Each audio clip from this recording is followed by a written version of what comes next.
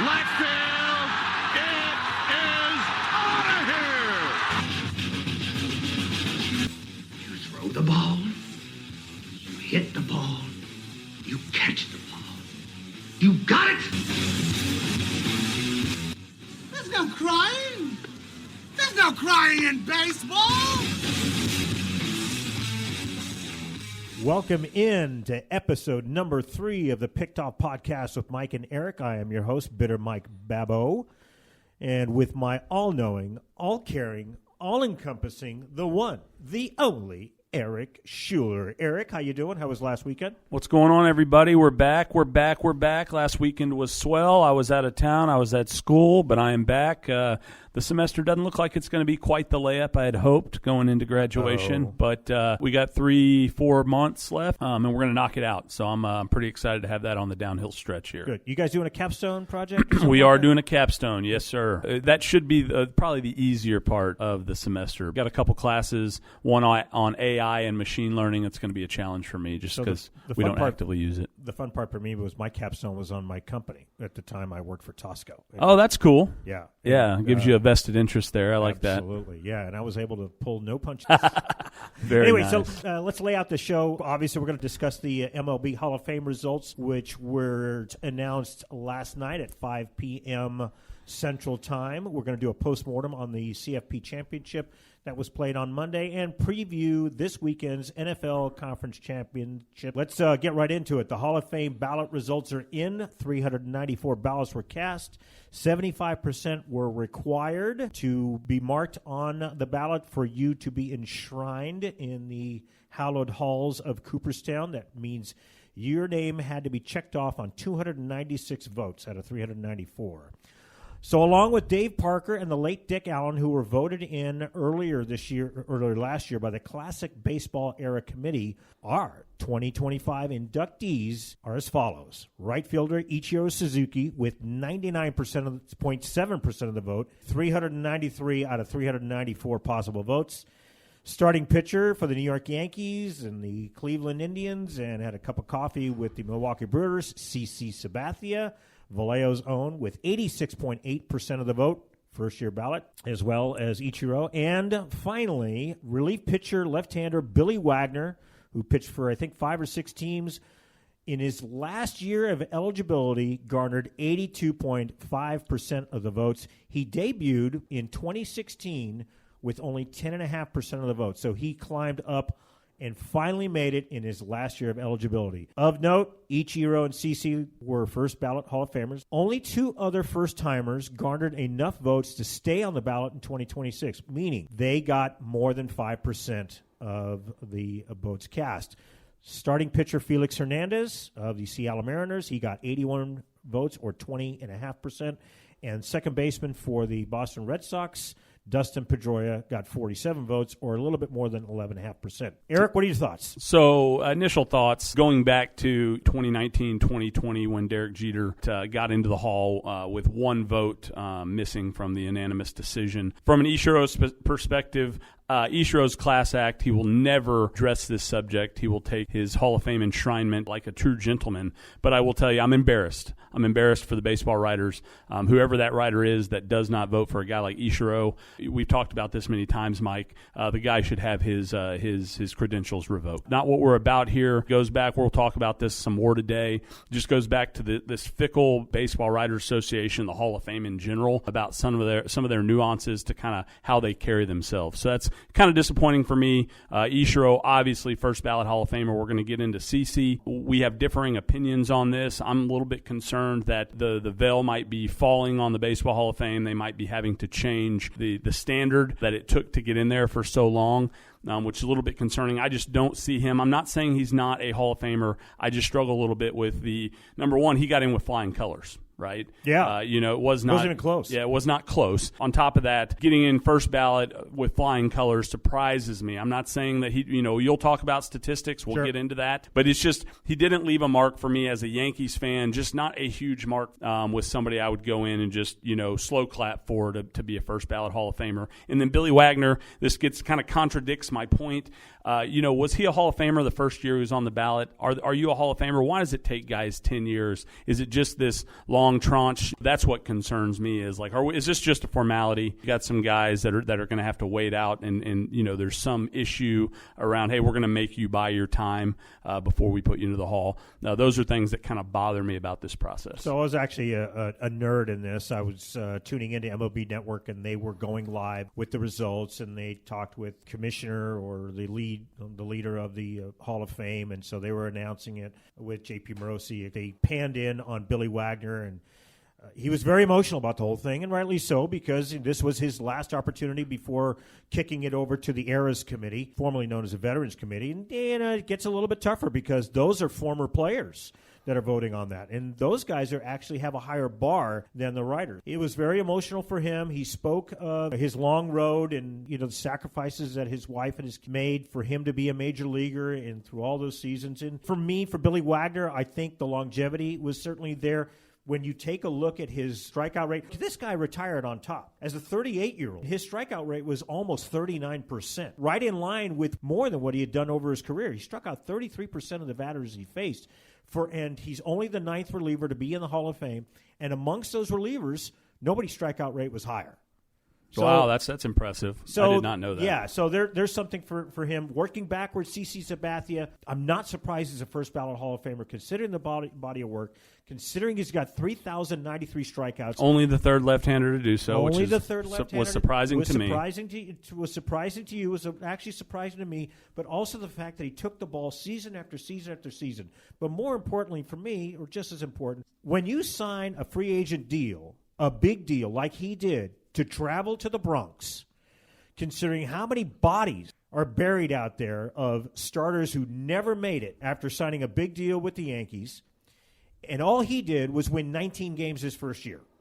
Yeah, and win a ring. Yeah, I really don't have I don't really have a rebuttal for the statistics approach. It just surprises. Yeah, my only concern, and I'm not saying that this shouldn't factor in, and it's always been a factor when it comes to this particular Hall of Fame, is are we putting guys in the Hall who may not be first ballot Hall of Famers, who may have to sit on the ballot for 3, 4, 5 years because they're likable. Right, I don't think that's the reason why CC got in. No. What I'm saying is you take a guy like CC. He's got quality statistics, probably, and you heard me say last week, hey, I don't know if he's a Hall of Famer in my book, but I think he gets in. It just surprises me that, look, I'm not going to sit here and tell you that I don't love CC Sabathia, because I do. And I think everybody has that similar sentiment. He's a real guy. He's approachable. He's a fans player. All of that stuff. He's been great for the game. I just think all of those things, plus pretty good statistics that you've just laid out, they're better than pretty good. Led to this 250 victories, 3,000 strikeouts. ALCS MVP his first year with the Yankees. Do you consider him a stopper? That's my question. Yeah, he stopped. I believe so, considering he took the ball and he won way more games than he lost. Is that what the standard is, though? Is the standard winning more than you lose? I mean, he stopped a lot of losing streaks, and he also carried his team to the hump. He was the number one guy year in and year out, not just with Cleveland, but also he goes into Milwaukee in the trade, and he immediately gets them into the playoffs. Yeah, he did carry him. He was the reason why they got into the playoffs. Yeah, he did carry that team that year. They sold season tickets, and they sold season tickets for that year and the next year just because he got traded there. Well, you loaned me his book. It was one of the best I've read around an athlete. Yeah. Just well written, and honestly, that's why I have a lot of respect for CC Sabathia, where he came from, some of the things that he overcame throughout his career and throughout his childhood. All of those things are kind of a big deal. And to Vallejo, which is not the greatest area to grow up from. Absolutely not. I wouldn't call it a rags to riches story, but I would say that he definitely didn't come from privilege. No, not at all. As a matter of fact, I remember a Sports Illustrated story where his mother would have to carry his birth certificate to Little League games because they didn't think that he was only 12 years old. They thought he was 15. He was so big. Yep, huge. So, and when you're a big guy or whether you're a short guy, you get bullied a lot. And he was. He overcame a lot of that. He overcame his alcoholism. He was very upfront about that. And he has turned his life around. He always was a good family man. And he gave props to his wife, too. Absolutely. In his hall. So yeah, and I always get excited. I don't know if everybody tunes in, but I usually do tune into the ceremony. I enjoy hearing these guys get up in front of their teammates, ex-managers, honestly, family. It's not just about their MLB career. I mean, I love to see guys get up in front of their Little League coach that may be there. Kind of just see those reactions and see how they address some of those fans. So for me, this is a time of excitement. I love the Hall of Fame. I love seeing some of these guys. I mean, this is a huge accomplishment. Let's not let that be lost. No question about it. Getting into this particular Hall of Fame is a huge accomplishment. It doesn't matter whether I agree with it or not. Kudos to all three of these guys for making the cut. So of the guys who got close, Carlos Beltran in his third attempt, close. He was only 19 votes short. He garnered 70.3% of the ballot. Andrew Jones, center fielder for the Atlanta Braves, 66% of the vote. In his 8th year of eligibility, Chase Utley in his 2nd year of eligibility, a little bit shy of 40% of the vote. First-time Hall of Fame candidate. Only two of them are left. And only two of them are left. Only two of them are left. The rest got bounced. They got less than 5%. And I think that's right because there was a lot of guys available out there only because they played 10 years or more in the major leagues and they have been retired for 5 years or more. Hanley Ramirez, Ben Zobrist, Brian McCann. No, sorry. Those are middle-of-the-road guys. Yeah. Middle-of-the-road this guys. isn't the Hall of Very Good. This is the Hall of Fame. Yeah, absolutely. Looking ahead to 2026, first-time eligible players include Ryan Braun, outfielder for the Milwaukee No Brewers. chance. Heard it here first. No chance. I don't think so either because the steroid issue. Not only was the steroids, though, he lied about it. Yeah. And he tried to pin it on a guy within the testing organization. And honestly, not a very likable guy. No, not really. That's what it comes down to. We're going to get to this. I'll let you finish your list of the guys coming in 2026, but we're going to talk a little bit about Andy Pettitte. We'll go through some of this Hall of Fame steroid impact here. Right. Edwin Encarnacion, infielder. Hunter Pence, the outfielder, came up through the Astros organization, went to the had a cup of coffee with the Phillies. Made his bones with the San Francisco Giants, including 2 rings in 2012 and 2014. Cole Hamels, left-handed pitcher for the Rangers and for the Phillies. Alex Gordon, 9-time Gold Glover, 2-time Platinum Glove left fielder with the Kansas City Royals. Not the greatest bat in the world, but I'll tell you what, he could go get it with anybody. And finally, Neil Walker, son of Tom Walker, who played 1 year of winter ball with a Hall of Famer, Roberto Clemente. Played for the Pirates.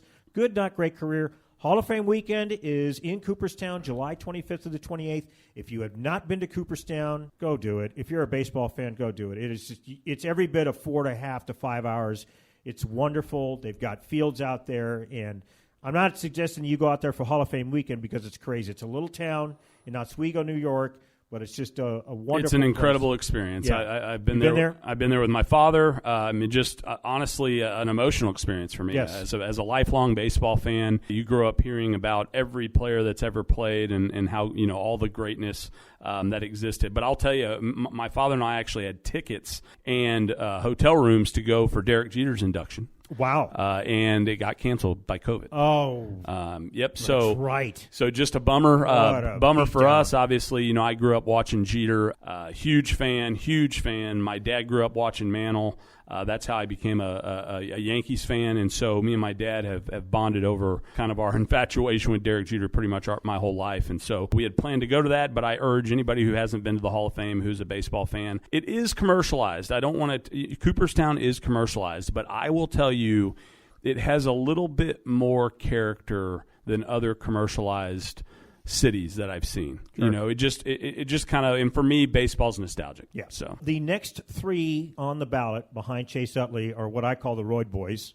Alex Rodriguez, 4th attempt, 37.1% of the vote. Manny Ramirez in his 9th attempt, 34.3%. And Andy Pettitte in his 7th attempt, 27.9%. I personally do not think they get in. You're saying that Andy Pettitte possibly? Yeah, it's hard to see considering this is his 7th attempt and he's only got 3 left. Yeah, and so I agree definitely with. I don't see Alex Rodriguez getting in. I don't see Manny Ramirez for sure getting in. The only caveat that I have is I've read some optimistic material on Andy Pettitte here as recently around the jumps that he's made. And I'll tell you, Andy Pettitte's a little bit different than those other guys. When he got caught, he had to sit there in front of the other core four and admit to using steroids, and I think that was a very hard time, and I think he came out of that with a different reputation than those other guys. Primarily because he was contrite about it, whereas Manny Ramirez is known as a knucklehead, wore his welcome out in both the Cleveland and the Red Sox clubhouses, never has apologized for it, never made any attempt to be contrite about it whatsoever. And A-Rod was caught 3 times lying. Yeah, and he always tried to pawn it off, in my opinion. A-Rod's always been considered, rightly or wrongly, as a phony. Yeah, he's an excuse guy, too. One guy who did make the Hall of Fame, not as a player, but as a broadcaster, the beloved Bob Uecker, R.I.P. to Bob Uecker. We're talking about someone who passed on, but we need to give a little props and give a little love to Mr. Baseball, who spent 54 years in the broadcast booth for the Milwaukee Brewers. Many commercials, was in a sitcom as the father of Mr. Belvedere, but nothing better than his portrayal of Harry Doyle, the public address announcer for the Cleveland Indians in the Major League movies. Just a bit outside. Yep. The corner and missed. He was just amazing, right? Mike, I can't say enough about Mr. Baseball here. I will tell you, MLB, and you think about why he's in the Hall of Fame, and I'll tell you, he's an announcer that transcended the sport. Baseball is lucky to have had him in the broadcast booth for as long as they did. And what I mean by that is he could have gone and done a number of other things. Could have gone and been in the broadcast booth in numerous other sports. He could have gone and had a career in TV or being a comedian.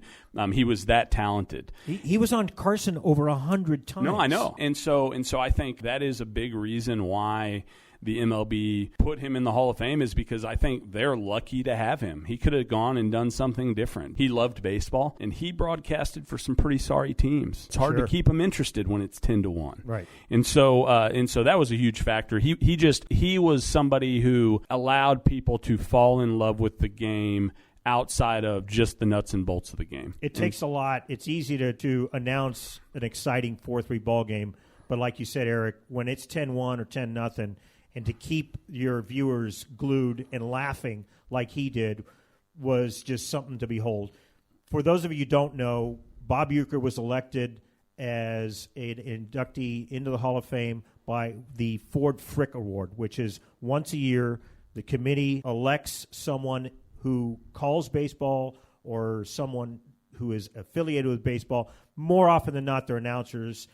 Past winners are owners too. Joe Buck, I mean, there's other ways to get in. Joe Buck, and of course the great Vin Scully. Bob Uecker was just one of a kind. When the Brewers made a playoff run, I think it was probably when CC won it. The players voted him a full playoff share, which you never hear of.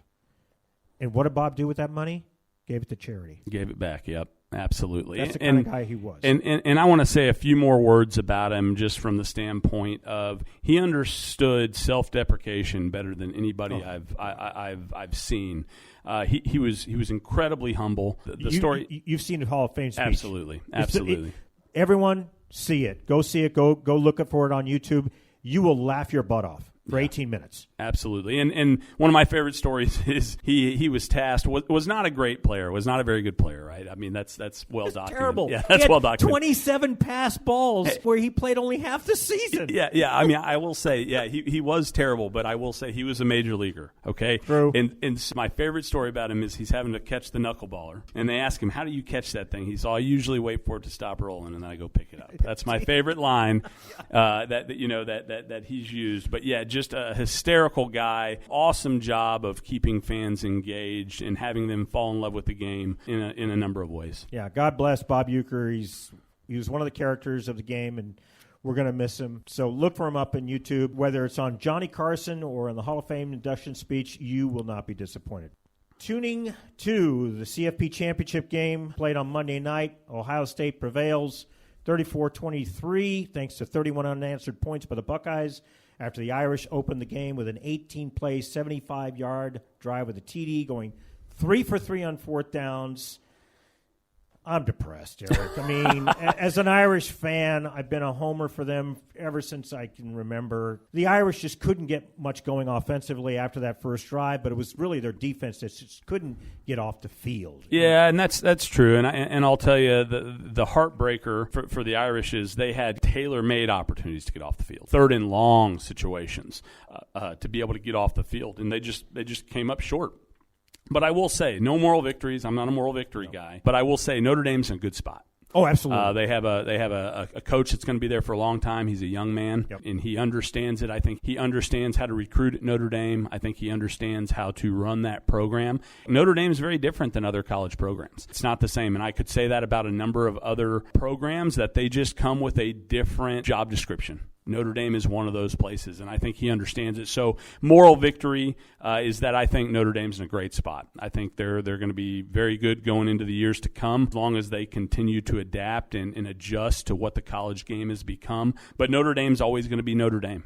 And so that's one thing I love about college football is programs like Notre Dame. College football is better when teams like Notre Dame are relevant and good. So, yeah, Notre Dame couldn't get anything going. Ohio State, best team in the country from a talent standpoint. Everybody took them, lightly when they lost to Michigan. Not a very good Michigan team this year. Still a good Michigan defense, but just not a very good Michigan team this year. Oh, they wanted Ryan Day's head after that. Yeah. And going back to some things I've seen on media here. Give Brian Day some credit for answering the call. Sure. But let's give credit to the players, too. Okay? Sure. As you see it, because everybody was down on Ryan Day, people wanted him fired, but they forgot one thing.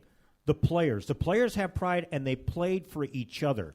They got together in the locker room. They cried it out. They yelled it out. I mean, it was apparently a very, very intense team meeting where they took ownership of that whole thing. And keep in mind also, these guys are extremely, now look, I don't want to turn religious, but they're very, very strong in their faith. Both teams were. They hung together. The Ohio State team that we saw was the Ohio State team that we saw beat up on Oregon, not the one that barely beat Texas.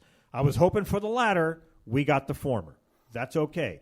Every team has a bad game every once in a while, but even then, with their bad game, they still ran up and down the field in Texas a couple of times, and that's what they did in Notre Dame. Marcus Freeman, that guy has got something about leadership, and it's one word that we use to describe it. It's called charisma. It's the ability to get people to do something that they don't think that they're capable of doing.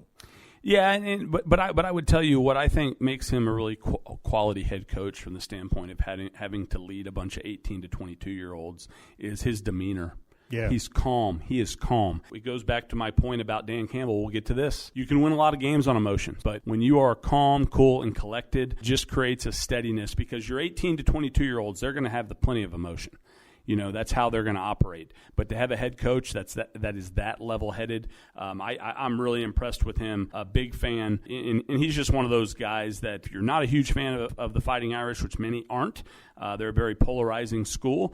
But at the end of the day, if he coached for your team, you'd love him. No question about it. I mean, I still love the reaction of the players when they found out that he was their head coach after Brian Kelly bolted for LSU because he felt he couldn't win a national championship in South Bend. Yeah, jokes on him. And the truth is, Brian Kelly is 1 poor year away from losing his job. There's a hot take. He's got to get a quarterback. LSU. It's really easy when you have the Heisman Trophy winner. Right? I saw LSU walk a guy out of there that averaged 10 wins a season. That's true. Okay, and so this is not LSU is not a program that will lounge around in mediocrity. They will not do it. So let's see what happens next year, right? Yep. Speaking of next year, way too early predictions for the 2025-26 season. 1 through 6, Ohio State, UT, Penn State, Notre Dame, Georgia Bulldogs, Oregon Ducks. OSU, Gons Will Howard, the quarterback, Travion Henderson, the running back, Emeka Egbuka, who's going to be a first-round pick, projected, but Jeremiah Smith, their hotshot freshman, returns. Julian Sayin, he's a 5-star prospect. He's a transfer from Alabama. He's supposed to step in as QB1. Texas, the Arch Manning era is officially started. Also returning is Quintarian Wiesner and a good chunk of their front seven, but they are losing some depth on the offensive line and their star wide receiver, Matthew Golden. Their big test, though, comes week 1, August 30th. in Columbus. Absolutely. We're going to see what's going to happen. Yeah, very exciting. And I'll tell you, that's going to be a 1-2 matchup. Odds are it's going to be a 1-2 matchup immediately right out of the gate. It'll be incredible. I will say, underestimated. I think Texas is just going to be gutted. They got a lot of guys going to the NFL. It's going to be hard. Sark has his work cut out for him. Congratulations to Sark. Got himself a little extension, a little bit more money. I'm excited about that as a Texas fan. I've been very impressed with Sark, but you know me, Mike.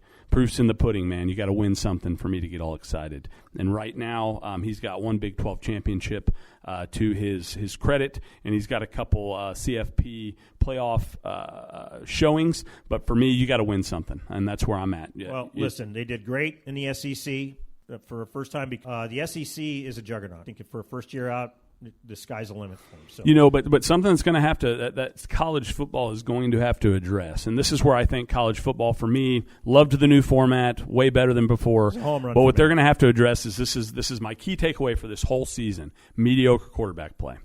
Mediocre quarterback play across the board. There was not a quarterback that I saw that I said, hey, this guy is one of the greatest of all time. Well, part of the problem is because of the transfer portal. These guys, they don't start that first year, boom, they're gone. Major factor for sure. You get that experience, and I'll tell you, I was just disappointed. That's what took teams like Georgia. Georgia was a mediocre team because they had mediocre quarterback play.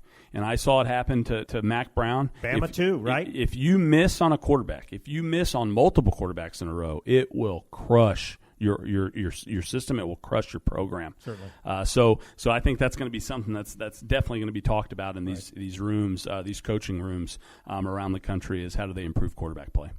The other two teams in the top four, Penn State, they may be this year's Ohio State. They're going to be loaded. With quarterback Drew Aller and both running backs, Katron Allen and Nicholas Singleton, they return along with their center, Nick Dawkins. But they do lose the best tight end I've seen in a long time. He is another Brock Bowers, Tyler Warren. He's going to be a first-round pick. They also lose their defensive end, Andre Carter, and their linebacker, Kobe King. Elephant in the room, still got to deal with that head coach. Yeah, they still got to deal with James Franklin, who needs to get a muzzle on his mouth. Yeah. They also travel to face the Buckeyes November 1. Yeah, the tell is going to be told for Penn State, in my opinion, is did James Franklin get over the hump on big games having that playoff experience? Because he's going to have to eventually win some of these Big Ten games that are big. He's going to have to beat Ohio State. He's going to have to handle a Michigan regularly. He's going to have to win some big games in the Big Ten because those big games are going to prepare him for those big games he's going to have to play if they make the college football playoffs. So that's going to be the telling tell for Penn State this next year is when they get in positions to play in those big games, how do they react and do they win them? They do face Oregon this year, but it's going to be in Happy Valley. They also face the Iowa Hawkeyes, which is, they've always had a very good defense. And they face Indiana at home this time. So we will see what happens with them. With Notre Dame, they return all of their offensive line and both their running backs, Jeremiah Love and Jadarian Price. Their biggest loss besides their quarterback, Riley Leonard, may be their defensive coordinator, Al Golden. Rumors are he is at the 2-yard line to heading to Cincinnati to be the Bengals' defensive coordinator. I hope that doesn't happen. We'll see what happens, but I'm sure that Marcus Freeman, who is a defensive-minded guy, will find someone to step in. The QB slot is in good shape as this year's backup, Steve Angeli, who did a very good job against those Nittany Lions, will compete with a hotshot freshman. His name is C.J. Carr. He is former Michigan head coach's Lloyd Carr's grandson. Okay, interesting. So, did not know that. Yeah. Now, my question for you, Mike, is, you're believing Love's in New York next year, right, for the Heisman?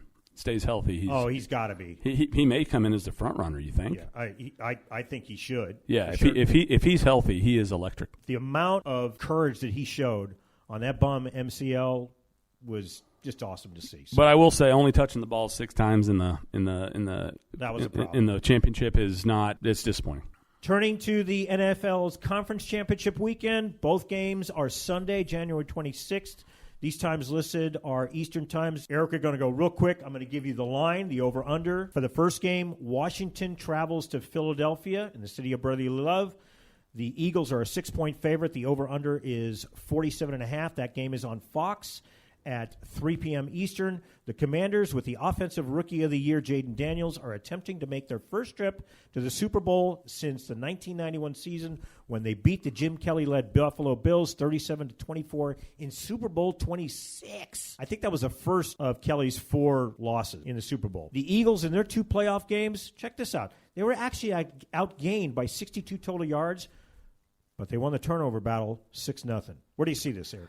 So I think the Commanders look like a team that can beat Philadelphia. They beat them once this year already. They split the season matchups, and I think they're playing some magical football right now. I think they're really seeing. I think they're showing a lot of heart. Beating a team like Detroit, I really like Detroit. They were my favorite coming in. I really thought they had a chance to go all the way to the Super Bowl. Washington went in there and handled them. I mean, just a ton of turnovers in that game. Yeah, 4 turnovers, three picks, and then one fumble strip sack. Yeah, and so, but I will say, I think they definitely will cover the 6. My biggest concern is I think Philadelphia is going to be too much.